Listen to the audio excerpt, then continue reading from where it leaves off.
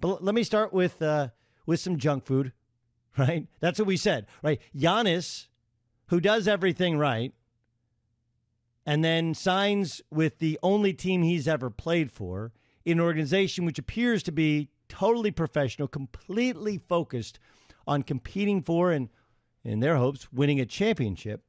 You get the Rockets. What happened to the Rockets? You go back a couple years ago, and they're knocking at the door of beating the Golden State Warriors. Warriors at full strength. The Warriors lose Andre Iguodala. That hurt them. And, of course, the last two games, the Rockets don't have Chris Paul, and they fall apart, including missing 27 consecutive threes.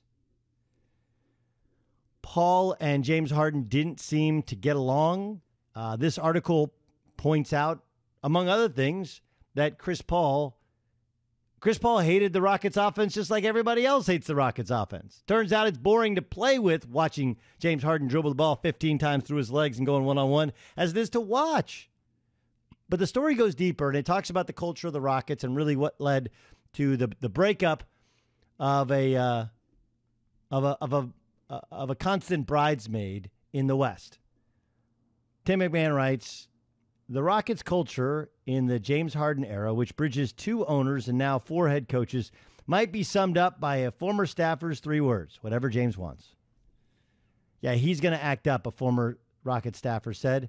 He's never heard no before. Multiple Rockets officials acknowledge that the entire organization has been complicit in the culture that has been created over the past 8 years. We knew who the boss of the organization was. That's just part of the deal. When you go to Houston, the players, the coaches, the GM, the owner, all knew. I don't blame James. I blame the organization. It's not his fault. He did what they allowed him to do. I mean, this is a problem in parenting,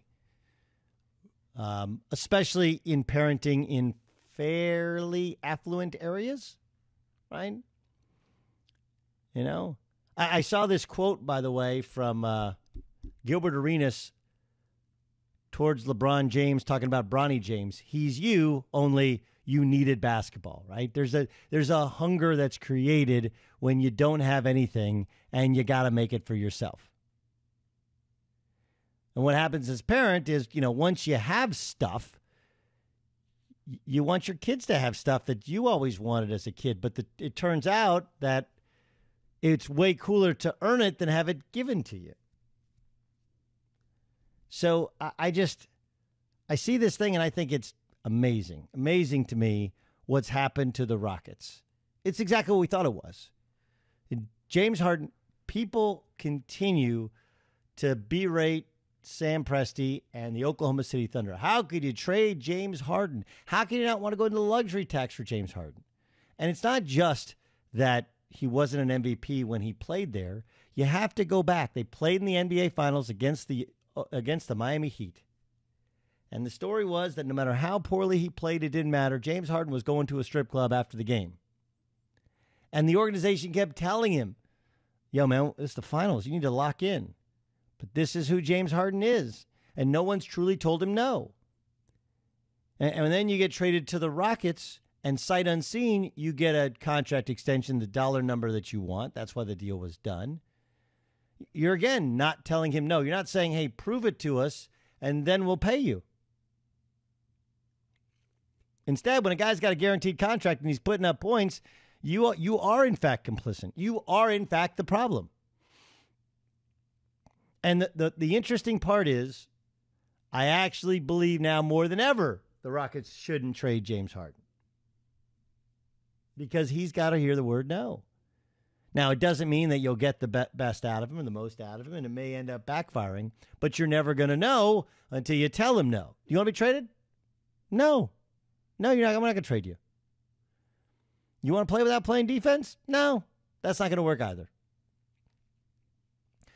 People have pointed out how heavy he looks in some of these preseason games. He had the issue where one off season he was hanging with the Kardashians, wasn't in shape to start the season, and then he got into great shape playing himself in. James Harden is talented enough to have won a championship or 5. And this ain't a talent thing. And while he's a terrible defensive player, he may not be able to be a great defensive player, considering how much he dominates the ball. But 1, he could dominate the ball less. 2, he could buy in more and get in better shape. And 3, So much of it's just about effort. I mean, therein really is the difference in Steph and James Harden, right? Like, James Harden's a better finisher. Steph's a better shooter, but James Harden's a very good shooter nonetheless. I think James Harden's probably a better passer than Steph is.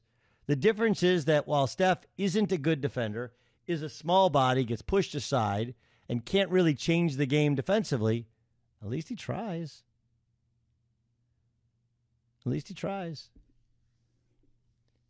And to me, the number one thing you should know in parenting is the same thing you should know in leading an organization with a star player. Don't do once what you're not willing to do 1,000 times.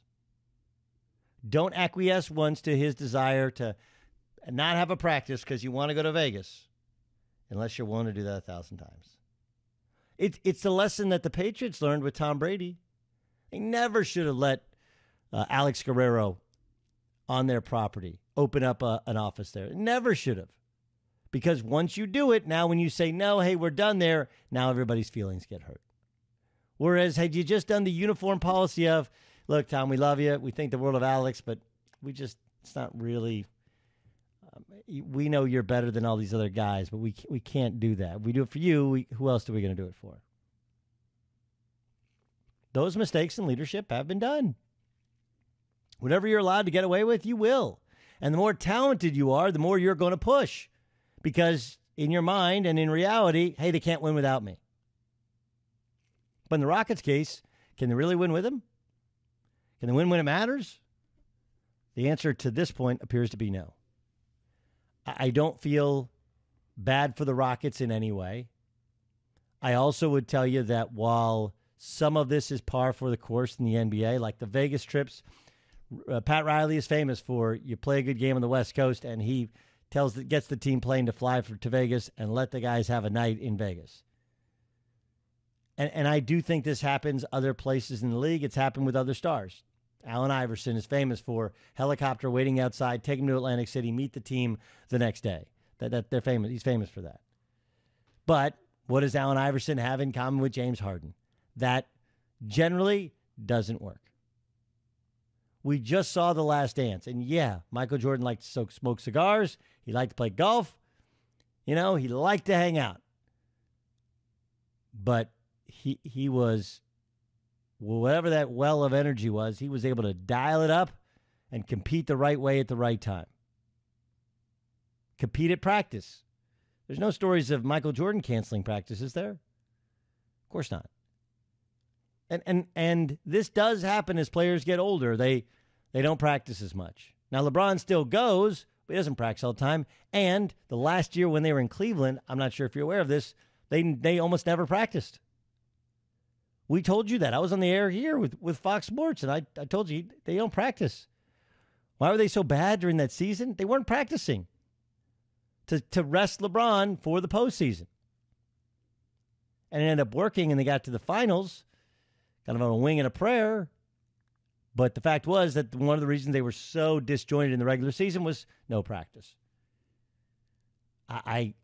We all know who James Harden is. None of this is a surprise. Houston did some of this to themselves, but a lot of it is, and we put all the blame on the Rockets. No. James Harden knows what he should be doing. He just, one, he's never been told no, and two, he doesn't have the self-governor to stop himself. Just doesn't. I told you 2 weeks ago that James Harden blaming everybody else for not winning a championship and trying to get himself traded so he can compete for a championship is the most James Harden thing ever. And I stand by it. There's no personal responsibility or accountability for how he's acted, how he is not defended, his lack of early season conditioning. And he's a great, durable player that plays lots of minutes, competes, and wins lots of regular season games. But he ain't a champion. If you can't identify it between this story and the recent stories of him not showing, leaving a rookie coach twisting in the wind, I'll tell you all you need to know.